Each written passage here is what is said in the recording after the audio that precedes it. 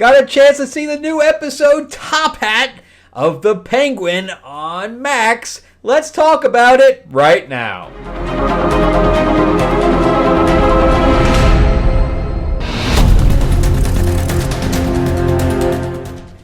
Welcome back to the channel, everyone. Thank you so much for spending time with me as we rant about movies, comic books, and television shows, as well as the occasional board game. I am your host, Frank Zanca. I'm an award-winning screenwriter, novelist, and comic book writer, as well as a filmmaker.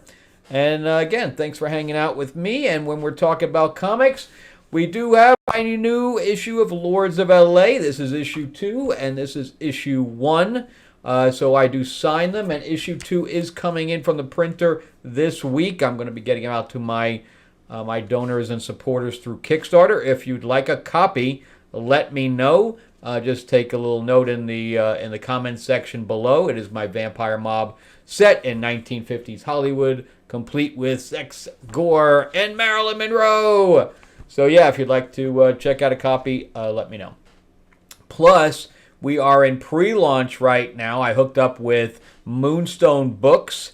If you're a fan of the Green Hornet anthology series, and it's going to have stories in there by Kevin J. Anderson and Timothy Zahn, who actually created Thrawn. So there's going to be a link in the description below. If you'd like to get in on that, just click that, and you'll just be notified when we launch, which will probably be the end of this year.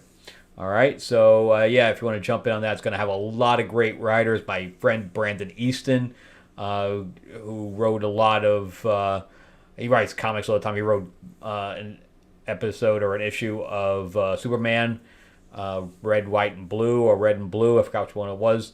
And he also has done Transformers, you name it. He did the Peggy Carter series. So there's a lot of great writers in there. Some of them have done issues of books on Dune, books on the X-Files. Just go to the link and you'll see that all the things that everybody's written. Phenomenal stuff. Anyway, you can jump in on that.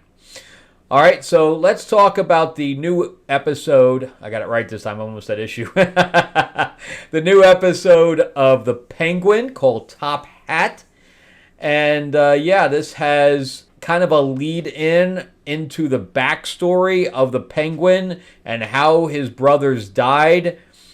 I don't know if I would have made him this dark as a child. This one's written by Lauren LaFranc, who is the showrunner. So she's starting to write, I guess, the last 2 episodes. And Kevin Bray comes in to direct in his block. And that's why I don't know who's going to do the last one, because this is the second of his block, which leaves one as an outlier, unless somebody's coming in to direct one episode, or that Lauren's going to come in and direct the last one. I don't know. But it's another pretty decent episode. Again, Colin Farrell and Kristen Milotti just knock it out of the park. They do a great job. I mean, the acting and even the action in this one, I think, is through the roof. And we didn't get to, I was kind of hoping the mother was going to die, but she didn't yet. But I got to say, this scene between her and Sophia is probably the best scene that the mother's been in thus far, by far.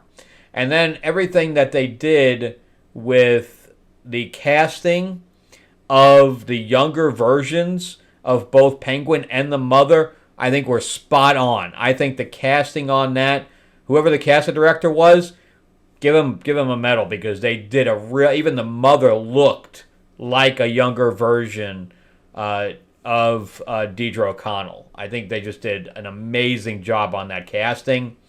Clancy Brown, I think he is out of the series now. So we'll see what happens there. Victor is not in this episode pretty much at all. He is in the first scene, and that is it. The first scene in the current timeline, or in the present, I should say, as opposed to the flashbacks. I'm gonna go into spoilers here, so if you don't want to know about it, and go watch it and then come back. But again, I think it's a very decent episode. And, we are wrapping it up in the next episode. So this is the penultimate episode. So we'll see what happens. And Theo Rossi actually has a few extra lines in this one as the psychiatrist Julian. Again, Kristen Milotti just looks gorgeous in this. They got her in a little short skirt, and she shows that thing off.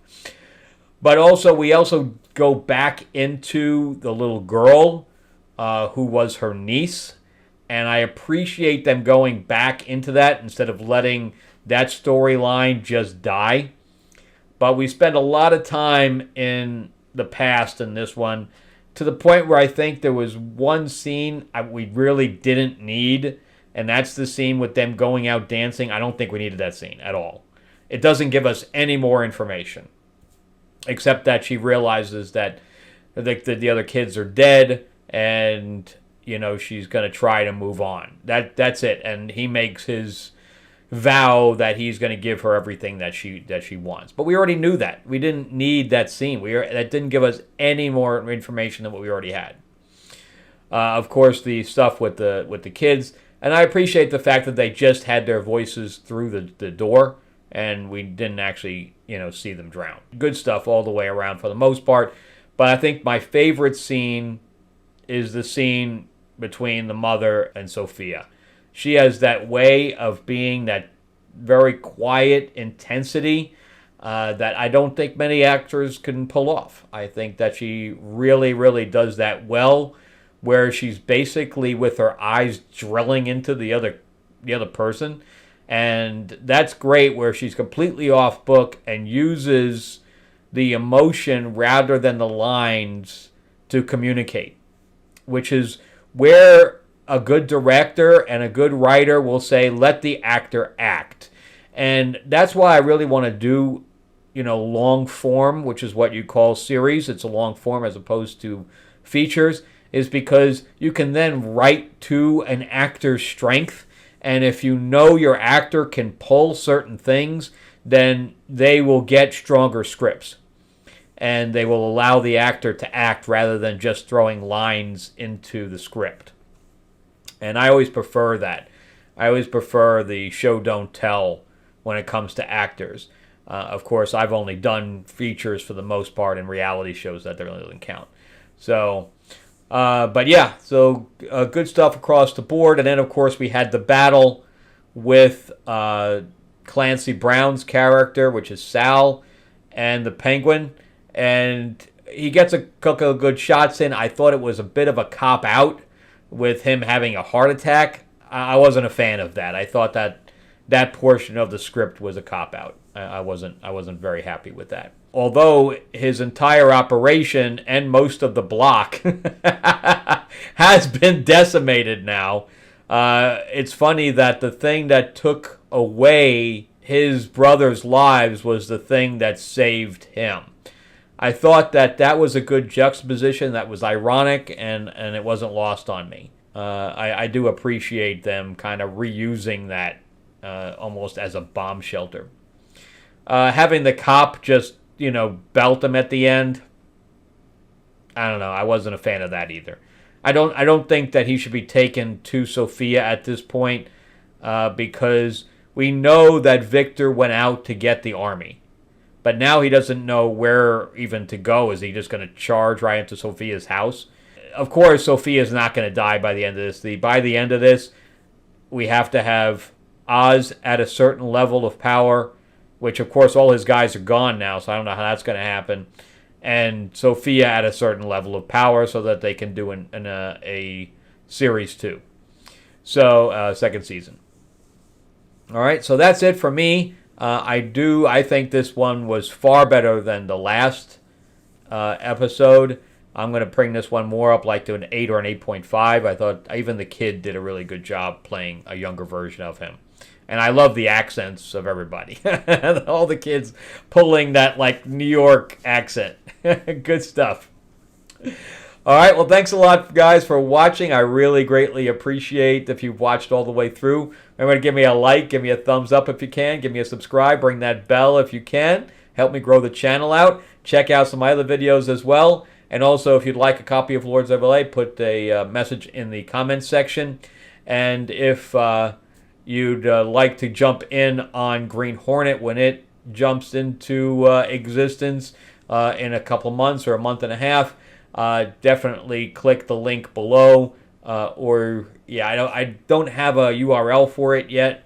Where it's just I want to buy Green Hornet Noir, which is the name of the book. It's Detroit Noir City, but we haven't done that yet. So you're gonna have to click the link in the description below.